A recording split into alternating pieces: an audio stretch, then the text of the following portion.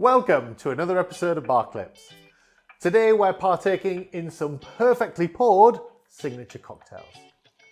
When we talk about signature cocktails, we're talking about cocktails unique to your bar, those bespoke creations that guests won't be able to get anywhere else in the world.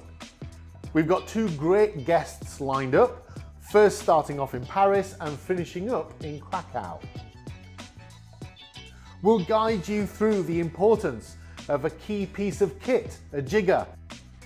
Yes, we're going to take a deep dive at how you go about creating a signature cocktail, the importance of pouring with accuracy, and how you can ensure that the signature cocktails that you create are beautifully balanced. First, we're off to France to meet Vinny to see how a former world-class winner approaches the creative process. So Vinny, welcome to Barclips. Hi Matt, thanks for having me. My name is Vinicius and I'm winner of a Brazilian World Class in 2022. So today we are here, we are in Paris in a bar called Clásico, and we're gonna make a cocktail called the Traveler, because I think if we achieve them precisely with the ingredients, we're gonna end up with the same cocktail here in Paris or in Brazil, everywhere. So let's start. Using a highball glass because we're gonna make a highball. We're gonna start with 45 ml of Black Label Johnny Walker. And this very nice Scotch whiskey. And it's very important to use the jigger for this cocktail because we are working with a very strong flavors. And if we miss 1, 2, 3 ml, we're gonna end up with an unbalanced cocktail, and we don't want to do this. So to continue, we're gonna use a gastric made by vinegar, balsamic vinegar and sugar cane. So with 15 ml. Also, to don't have a waste, we need to use the jigger. And let's add some ice cubes or highball. Yes.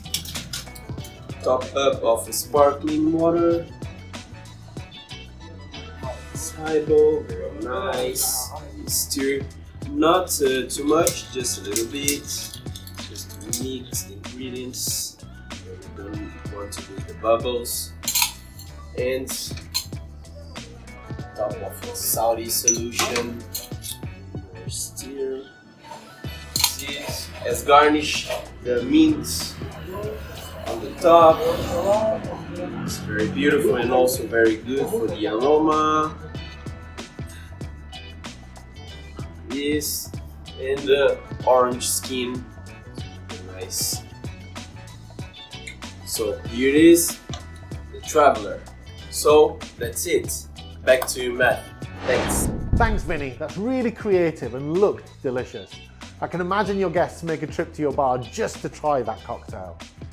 Crafting well-made, consistent, balanced cocktails will always provide your guests with a greater experience and will hopefully result in them reordering your cocktails and revisiting your bars over and over again.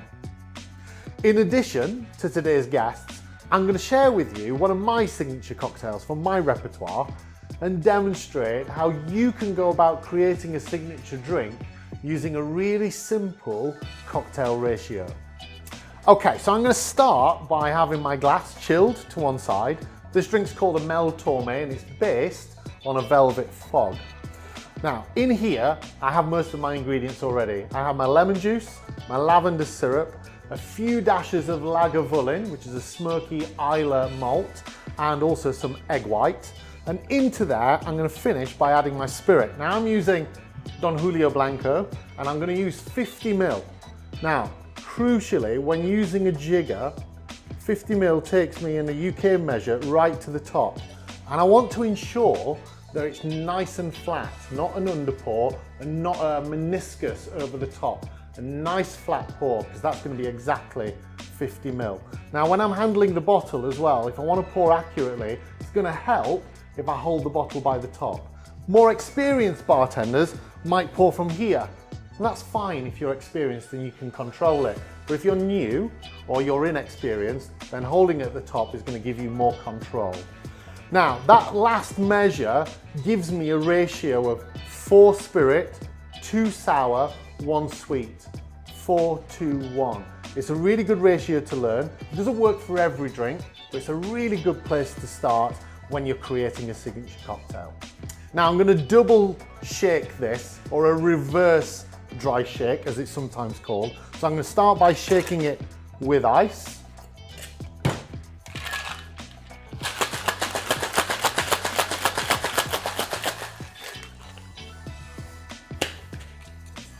And then discard the ice.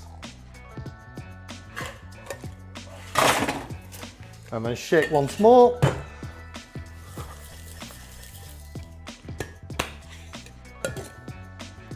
Nice chilled glass. And then a beautiful Mel Torme. And then finished with a beautiful twist of lemon. And there you go, a twist on a velvet fog called a Mel Torme.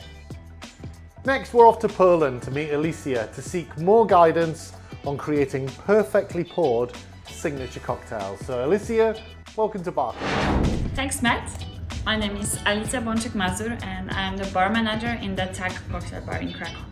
I'm the World Class Poland winner in 2022, and during the global finals in Sydney I took 4th place. I'm very happy to welcome you in my bar and share with you a little bit more of what we're doing here. So I would like to show you the recipe for one of the drinks that we already have in our current menu, and it's a combination of the Tanqueray London Dry Gin with some jasmine liqueur, burnt lemon syrup and coconut water. Sounds great? Let's do this. So first of all, whenever we're making drinks for our guests, we measure each ingredient. Why? Because right measurements affect the taste and balance of the drinks. And sometimes even 3 or 5 milliliters less or more of some ingredients can completely change the balance of the drink. So let's start with our first ingredient, Tanqueray London Dry Gin, which I'm using 35 milliliters. As the base spirit of the drink, it should shine through all other ingredients, so the right measurement is super important. Then I'm adding 10 milliliters of jasmine liqueur, which is very strong and powerful in aroma. Then we have a very easy to make burnt lemon syrup, which I'm adding 20 milliliters, and it will balance all the strong notes that we have. After then, I'm adding 20 milliliters of coconut water that will add a little bit of smoothness to our drink. After then, we also have some citric and malic acid solution, which I'm adding 5 milliliters, and it will balance all sweet aromas that we already have in our drink. After then, I will finish with 5 drops of salt solution that will also add some texture to our cocktail. And as it's one of the cocktails that we already have in our menu, a lot of guests are coming very often to try their favorite one. And behind the bar we cannot forget that our guests actually remember the taste of the cocktail that they already tried once.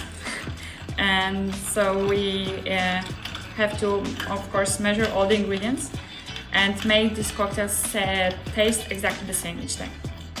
And in high volume bars, sometimes it's also very popular to pre-batch all the ingredients.